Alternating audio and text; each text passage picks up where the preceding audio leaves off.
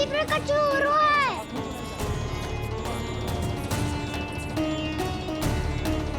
सब लोग आ चुके हैं, अपना संदेश सुनाइए आप। गोपराज नंद और सभी वृंदावन वासियों को सूचित किया जाता है कि मथुरा अधिपति और आप सभी के महाराज कंस ने कल सुबह भव्य पूजा का आयोजन किया है।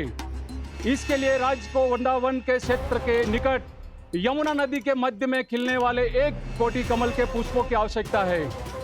इसीलिए आप सभी को यह आदेश दिया जाता है कि ये सभी कमल के पुष्प प्रथम पहर से पहले राजसभा में पहुंचा दिए जाए। वो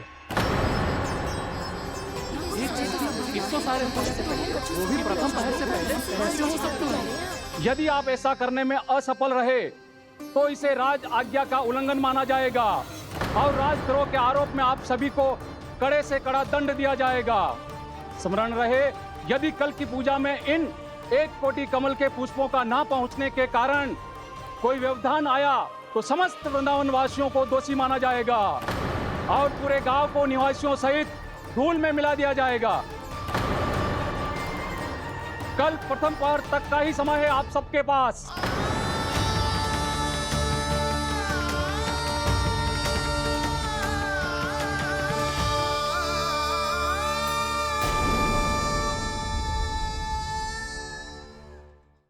एक कोटि कमल पुष्प, वो भी कल प्रथम प्रहर में? ऐसे कैसे संभव है? और कोई साधारण पुष्प ना, यमुना नदी के मध्य खिलने वाले विशेष कमल के फूल चाहिए उन्हें। लेकिन यमुना नदी में तो कालिया नाग ने विष घोल के रखा है, तो फिर कैसे हो पाएगा? जी असंभव है। हमारी मृत्यु का संदेश भेजा राजा कंस ने। सदैव की भांति इस समस्या पर भी गांव के बड़े ही विचार करेंगे। बालकों का यहाँ होना उचित ना है।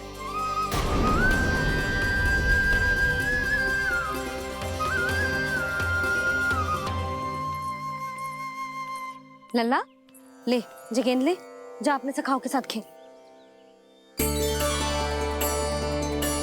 सुबह उज्जवल, मधुमंगल वसंता, देखो भैया ने क्या दिया है। चलो खेलें, बहुत आनंद आएगा आज।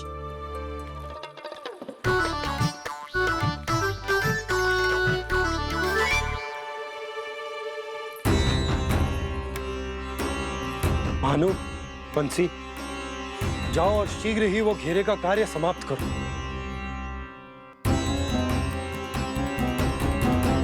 पर कछु ना कछु तो करना पड़ेगा ना। पर हम कर ही क्या सकते हैं? पुष्प लाने को और कोई उपाय है भी तो ना। मैं चला जाऊंगा जमुना जी में। वैसे भी मेरे जीवन के कितने दिन शेष बचे हैं। गांव के लिए, समाज के लिए कुछ करके मरूं, तभी तो शांति मिलेगी। ना काका, यदि आप उस विषैले जल में छलांग लगा भी दोगे, किंतु 1 कोटि कमल पुष्प एकत्रित कर पाना आपके लिए संभव ना है। इससे अच्छा है कि मैं चला जाऊं। यदि मैं मर भी गया तो मेरे पीछे रोने वाला कोई ना है। किसी को कहीं जाने की आवश्यकता ना है। गोप नरेश होने के नाते ये मेरा कर्तव्य है कि मैं आप सबकी रक्षा करूं। नंदराज, आपको जाना है तो जाओ। हरिया, काका, भैया सब चले जाओ। लेकिन आपको पता है वहाँ का जल कितना विषैला है। आप लोग एक क्षण भी जीवित नहीं रह पाओगे। फिर कैसे इकट्ठा करेंगे 1 कोटि कमल पुष्प? आप बात तो सही कह रही हैं शांति। उस दुष्ट कंस ने ऐसी मांग रख के हम सबको फंसा दिया। हम में से कोई भी क्यों ना चला जाए और इस संकट का समाधान ना निकले को। तीव्र गति से ना फेंकेगा गेंद को। भैया ने स्वयं बनाई है मेरे लिए। सब तैयार हो?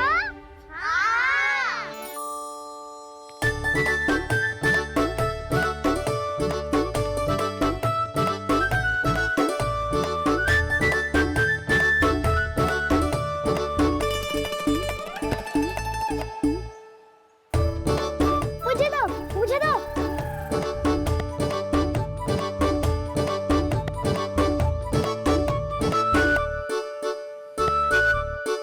मुझे दो।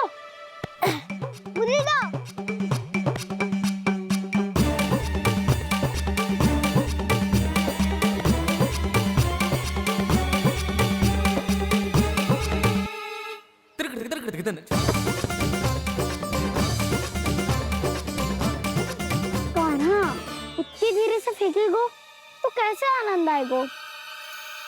थोड़ा बल लगा के फेंक।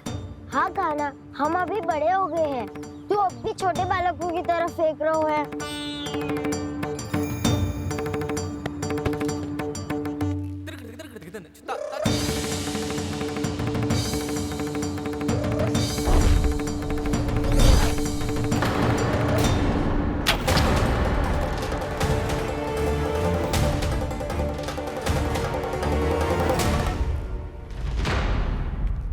दीदी जी क्या करो कान्हा, गेंद तो डूब गई।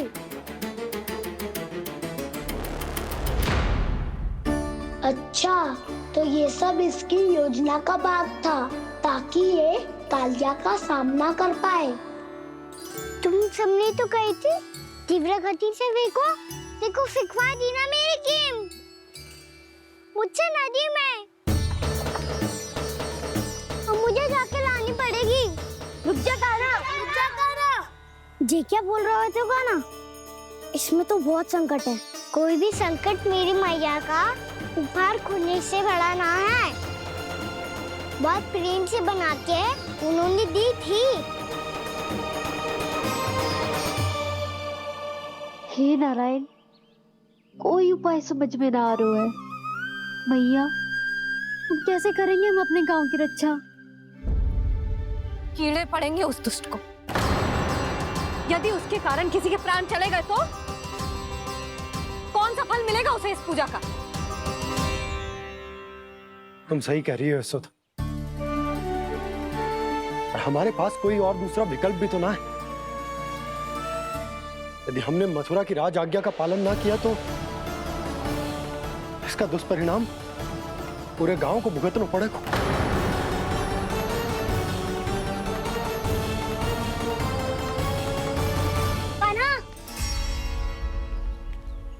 हमें पता है कि तू भगवान है, दिव्य है, बहुत शक्ति है तुझमें,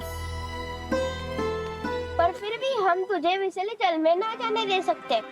कुछ होगा तो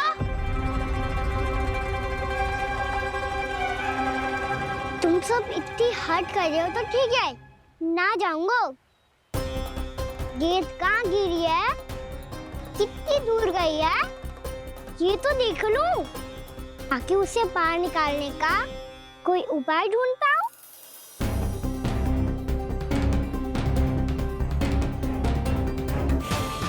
हाँ।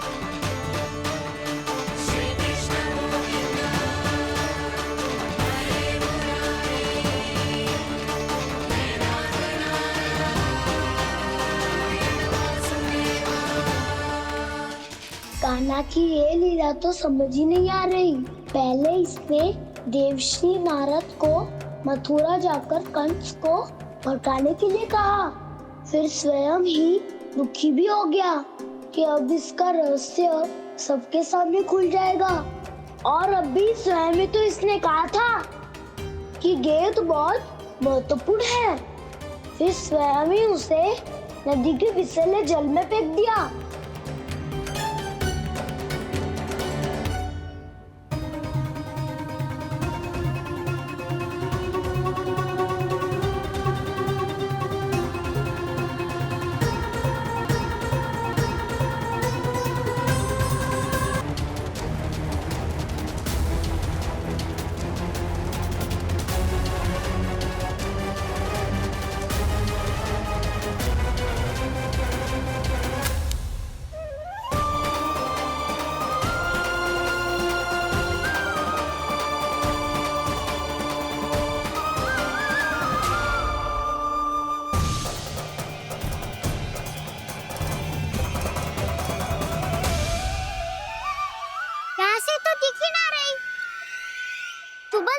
से फेंकी थी ना?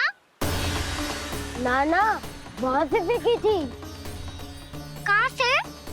नहीं ना, वहाँ से। समझ ना आ रहा, ठीक बताना कहाँ से फेंकी थी?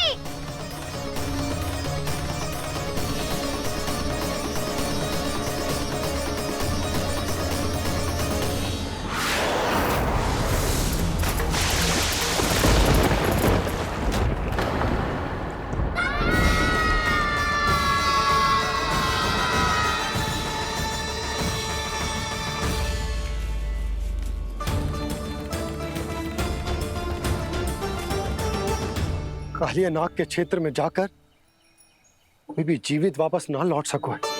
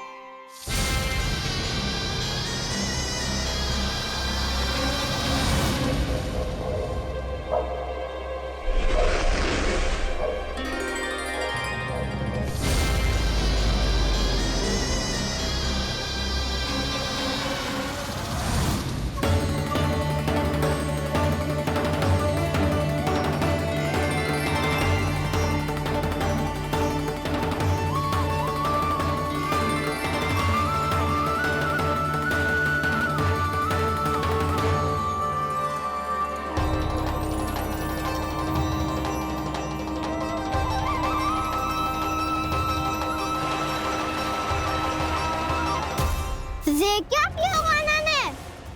कालिया नाग तो उसे देखते ही निकल जाएगा।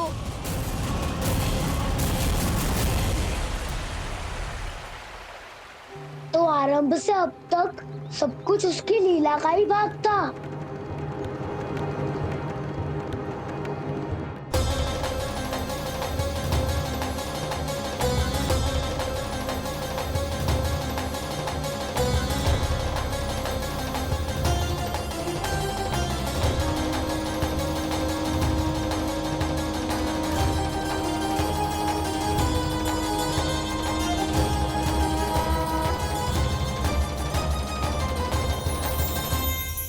इतना सुंदर रूप, मन मोहने वाली मुस्कान, अद्भुत तेज और भगवान जैसी दिव्यता। कौन हो तुम? हाँ, तुम्हें देखकर तो हम सब सम्मोहित ही हो गए।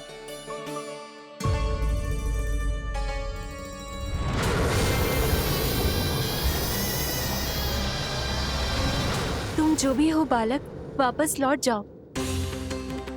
हमारा हृदय तुम्हें ही देखते रहना चाहता है, किंतु यदि हमारे पति जाग गए तो तुम्हें अवश्य हानि पहुंचाएंगे। ये बहुत विषैले है बालक, कालकोट जैसे भयानक। इनके विष से तुम नहीं बच सकोगे। नंदराज, कालिया नाग के विष का प्रभाव बढ़ते ही जा रहा है। पहले 8 कोस तक उसके विष का प्रभाव था, अब तो 1 योजन से अधिक क्षेत्र में फैलो है। जल पीने के प्रयास से अनेक पशु मारे गए हैं और नदी के निकट के वृक्ष और वनस्पति सब नष्ट होने लगे।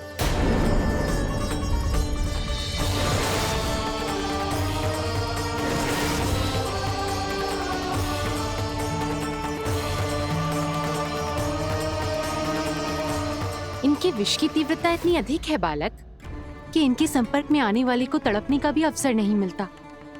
इनके विष की अग्नि क्षण भर से भी कम समय में प्राणवायु को जलाकर राख कर देती है।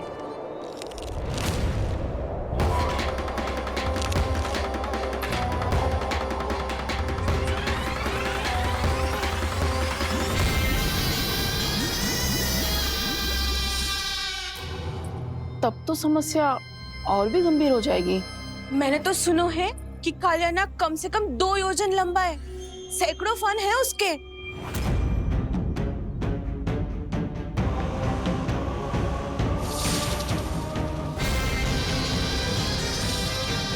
इसका अर्थ तो ये है कि हम दोनों ओर से फंस गए। एक और कंस को 1 कोटि कमल पुष्प देने, जो कि कालिया नाग के क्षेत्र में पड़ते हैं, और दूसरी ओर उस कालिया नाग का विष यमुना जी के क्षेत्र में बढ़ता ही जा रहा। इसके कारण हम ही नहीं, निर्दोष पशु पक्षी भी संकट में। इन दोनों समस्याओं का एक ही समाधान है, उस कालिया नाग का सामना करना। और ये ना समझ आ रहा कि हम ये करेंगे कैसे, क्योंकि ये बात साधारण मनुष्य के बस की ना है। हमारे लिए ये असंभव है।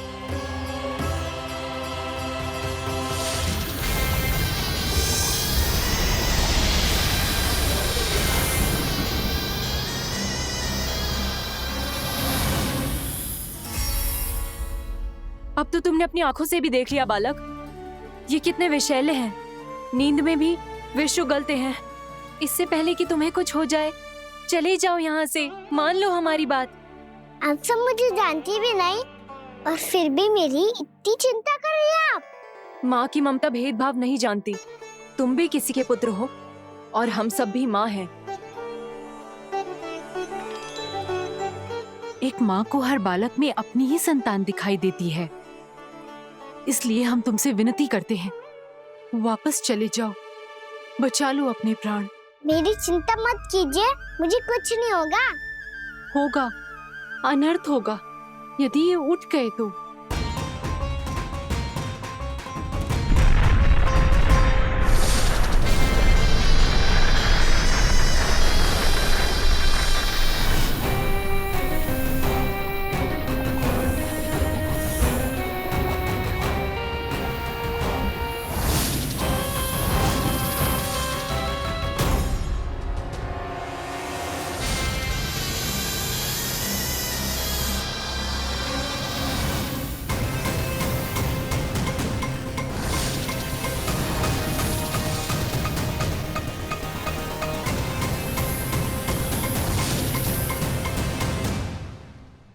सामने होते हुए भी अपने इश्क को केवल वही देख सकता है जो अपना अभिमान त्याग चुका हो। पर पूर्व जन्म में मेरा भक्त होने के नाते मेरा सत्य स्वरूप देख पाने में मुझे इसकी सहायता करनी चाहिए।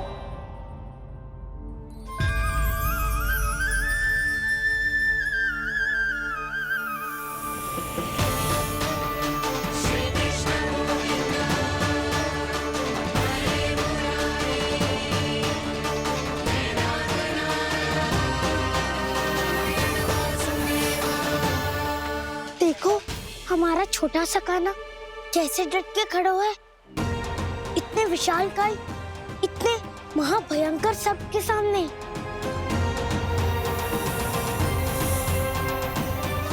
ये कोई भगवान नहीं है जो इसके सामने हाथ जोड़ रही हो तुम सब।